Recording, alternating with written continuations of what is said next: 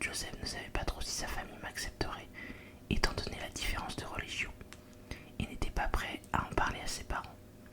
J'ai donc limité mes sentiments en essayant de prendre la relation à la légère. Un jour, j'ai croisé un homme avec des copines. Il m'a demandé mon snap, et avec l'influence, j'ai dit oui. Nous avons échangé rapidement au message, mais ce n'est pas allé loin. Puis je l'ai bloqué. Il a fini par le savoir et m'a pardonné. Un soir, il a décidé de m'emmener chez sa famille pour dormir là-bas. Très grand pas pour un musulman turc avec un père imam. J'ai dû dormir avec sa mère et lui était dans sa chambre avec mon iPad. Il a donc tout découvert concernant mon ex de 3 ans car je ne lui avais pas dit. Donc c'était 6 mois après que l'on se soit mis ensemble. Il a été détruit mais a fini par me pardonner. Finalement, il ne m'a jamais vraiment pardonné car pour lui je mentais. Il pense que j'ai couché avec lui, etc. Donc à chaque dispute et à chaque fois il faisait quelque chose de mal, il me reprochait ça. Il m'insultait de PUTE, de sale, démêlé et j'en passe. Je trouvais ça normal, je pleurais toutes les larmes de mon corps. Je m'effondrais car il avait changé, il me donnait toujours de l'attention comme avant. Il m'aimait toujours, mais j'en ai fait un monstre. Quand j'allais mal et que je pleurais, ça lui faisait du bien de me voir comme ça. Puis il venait s'excuser avec des fleurs, etc. en disant que c'était plus fort que lui, que tout est de ma faute.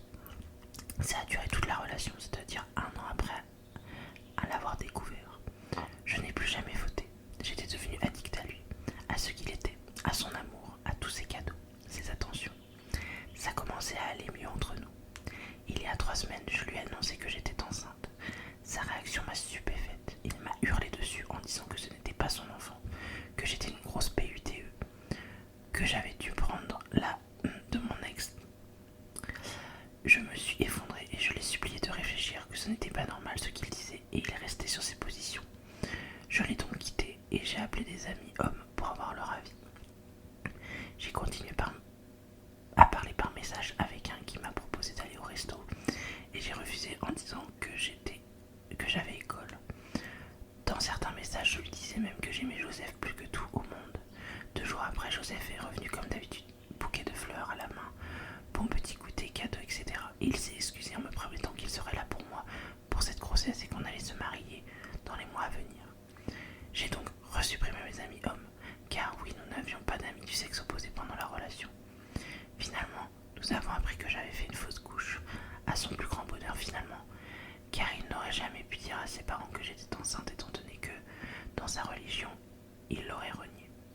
Le week-end avant mon anniversaire, il vient dormir chez moi, comme d'habitude. Il reste 3 jours. Tout se passait pour le mieux, comme un couple réellement fou amoureux.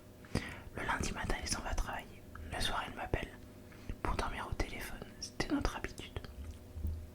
Il me dit qu'il m'aime et qu'il a hâte le week-end qui va se passer car c'est mon anniversaire et qu'il a prévu plein de surprises. L'occasion d'une villa pour le fêter avec mes amis, feu d'artifice, restaurant amoureux, love room, la fameuse bague pour les fiançailles, les chaussures que je voulais absolument. Il me répète que je devais me faire super belle. On s'endort le lendemain matin, donc mardi à 8 h. Je l'appelle sur le trajet pour aller au travail. Pareil, c'était notre habitude. Et il m'annonce que c'est fini, que le samedi, il avait vu les messages avec cet ami, que c'est pas juste un ami, que j'étais une PUTE, que je n'avais pas pris dit. J'accepte pas le resto parce que je suis en couple, mais j'accepte pas parce que j'ai école. Sachant que moi, à ce moment-là, je l'avais quitté à cause de son comportement concernant le fait que j'étais enceinte. Il m'a laissé ce jour-là, au bout d'1 an et demi de relation, plein de voyages, de souvenirs, juste avant de me fiancer et de me marier, juste avant mon anniversaire. Il a tout annulé. Il ne m'a jamais donné de nouvelles. Il m'a bloqué de partout, ainsi que mon entourage. Le vendredi 5 avril, soir de mon anniversaire, il était dans notre restaurant préféré, donc là où il devait m'emmener de base avec une autre femme. Il a dit à mes parents et tout le monde que c'était juste une amie, mais une amie qui, comme par hasard, je ne connaissais pas son existence. La fille a assuré que c'était juste une amie, mais je n'y crois pas. Sa mère m'a insulté de PUTE, qu'il ne se remettrait pas avec moi, que s'il se remettrait avec moi, elle le reniait. Donc une mère bien hypocrite, car elle me faisait de grands sourires, elle. Je n'arrive pas à croire ça de lui, il était tellement fou amoureux. Aujourd'hui, Ça fait une semaine que je ne suis plus avec lui. J'ai perdu 13 kilos. Je suis sous antidépresseur. Je vois un psy. Je pleure tous les jours. J'ai vécu un gros choc émotionnel car je ne m'y attendais pas. Et je me refais le film dans la tête des milliards de fois dans la journée. J'ai mes examens dans un mois pour obtenir mon diplôme. Ça commence à être très compliqué car j'ai développé des troubles alimentaires. Je n'arrive plus à m'alimenter. Je me fais suivre par des docteurs et si ça persiste, je devrais rentrer dans un hôpital. Prenez soin de vos cœurs et si ça persiste, je devrais rentrer... Pardon, excusez-moi, j'ai sauté une ligne. Prenez soin de vos cœurs et honnêtement, ne mélangez pas vos religions ou cultures. C'est hyper dur à vivre, je sais que je ne le referai plus. Jamais l'erreur, car aussi ses parents n'acceptaient pas. J'espère me relever, il m'a brisé détruite, car malgré tout, ça je l'aime, je pensais vraiment qu'il était le père de mes enfants. Et je culpabilise car je me dis que tout ça est de ma faute. Voilà mon histoire, j'espère que tu as tout compris. Bisous et prends soin de toi. Déjà, c'est une histoire bien complète et merci d'avoir partagé ce moment de ta vie avec nous. Déjà, quand je vois l'état dans lequel tu es, j'espère que tu continues à te faire suivre.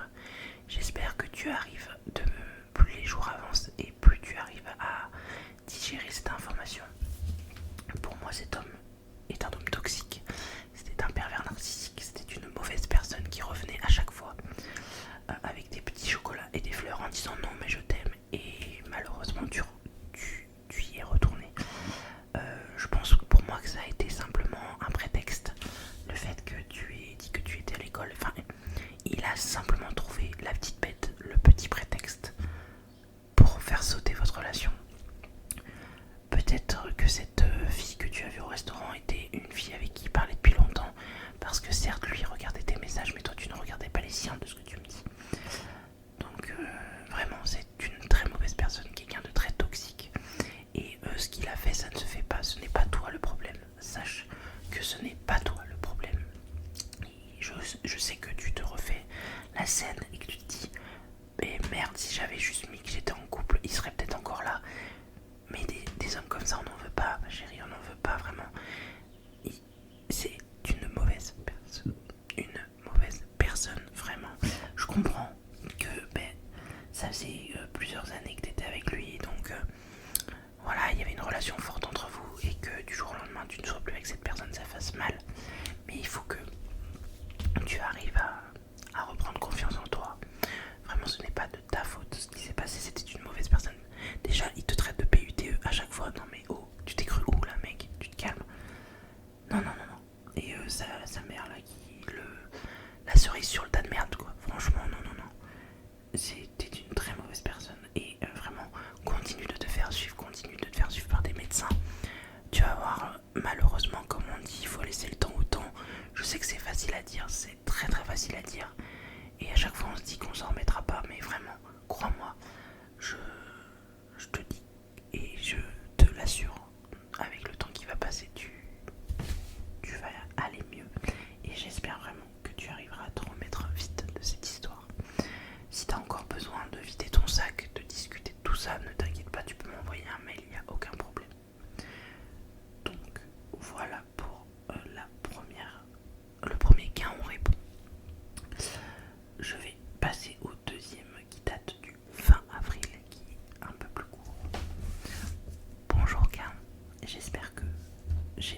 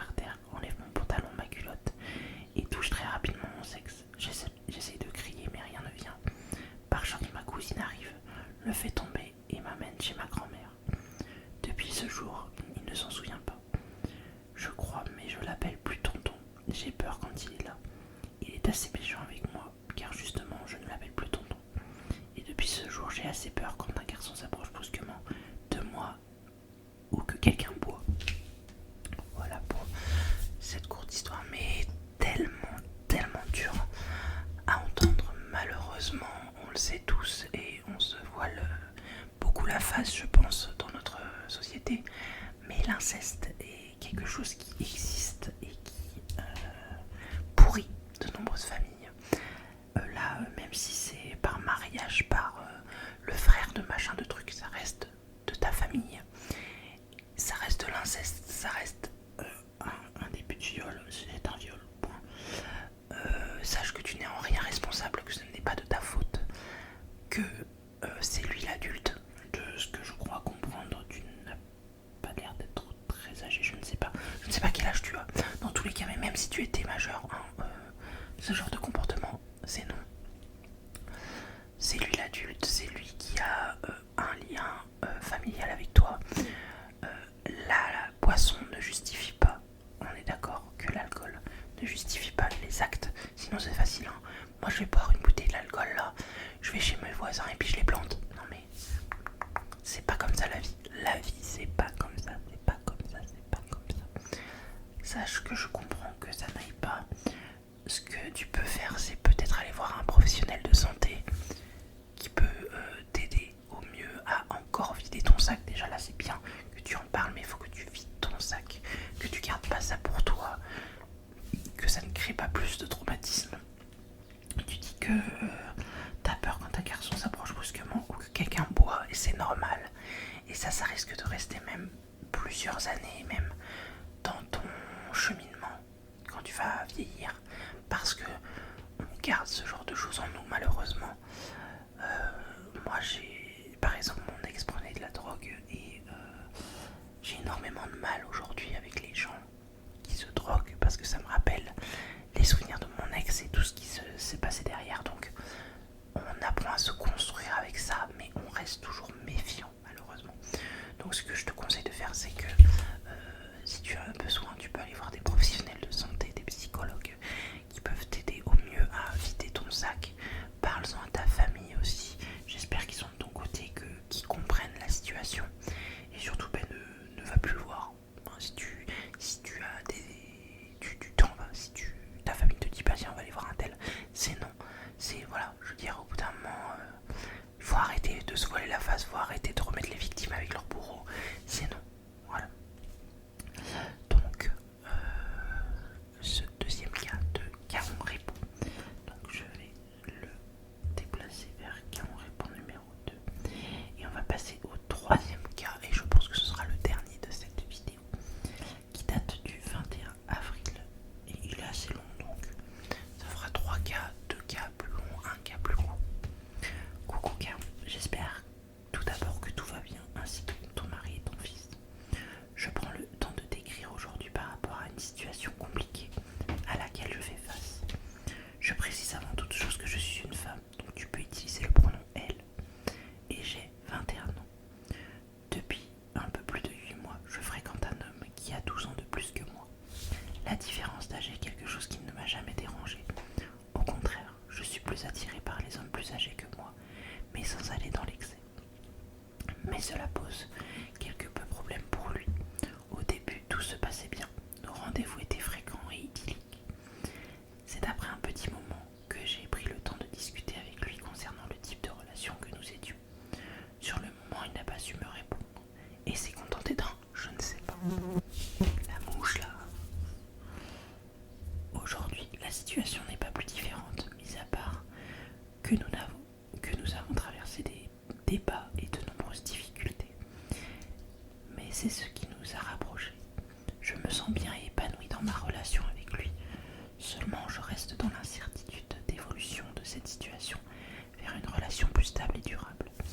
Il m'a expliqué il y a peu qu'il se sentait coupable de voler ma jeunesse et que la différence d'âge et de situation professionnelle, je suis encore étudiante et lui possède un emploi, lui crée un blocage.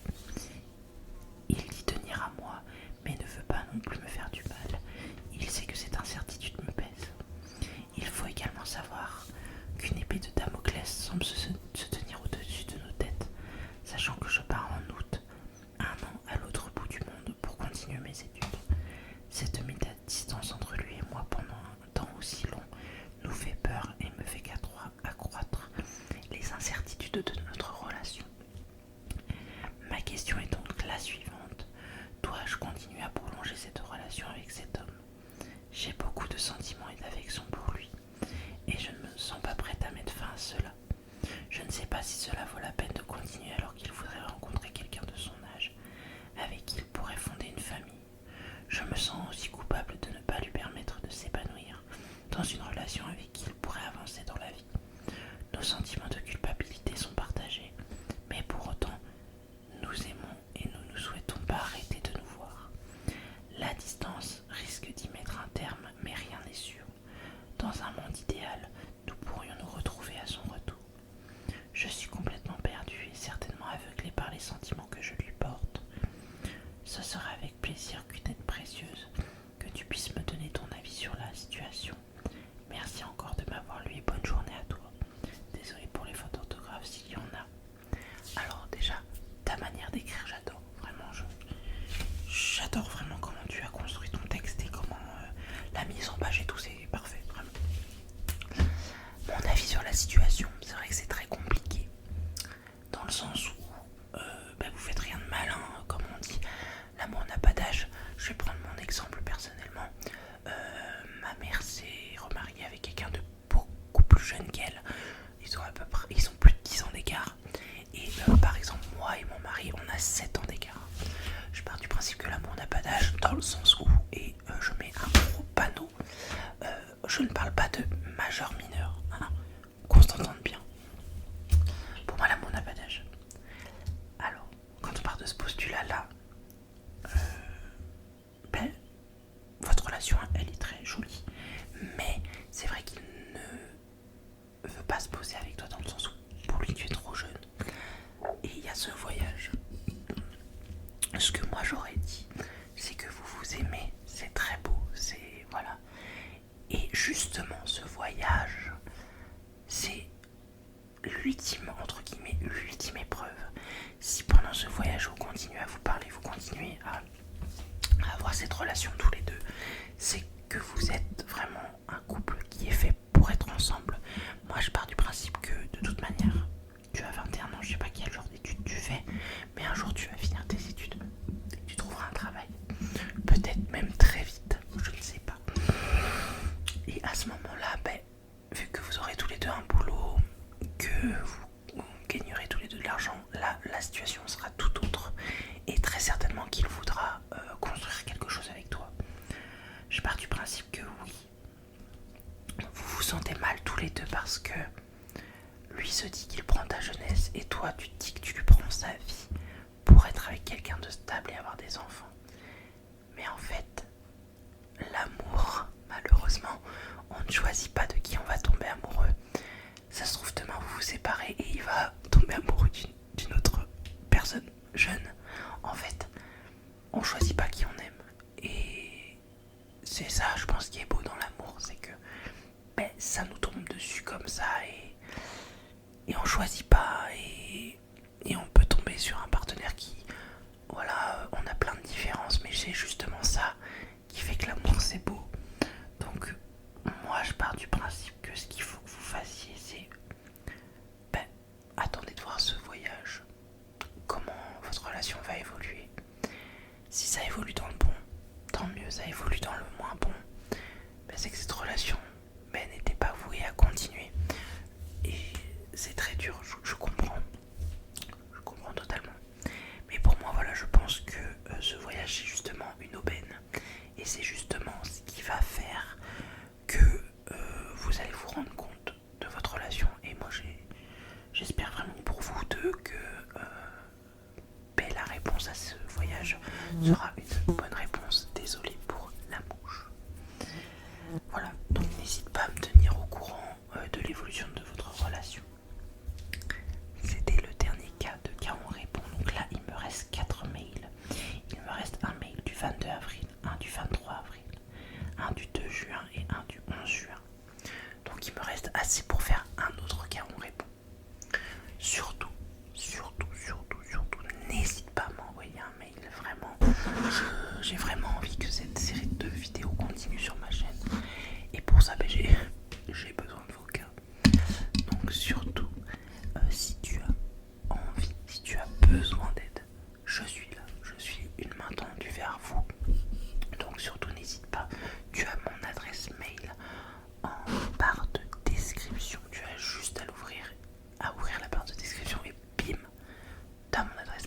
bim.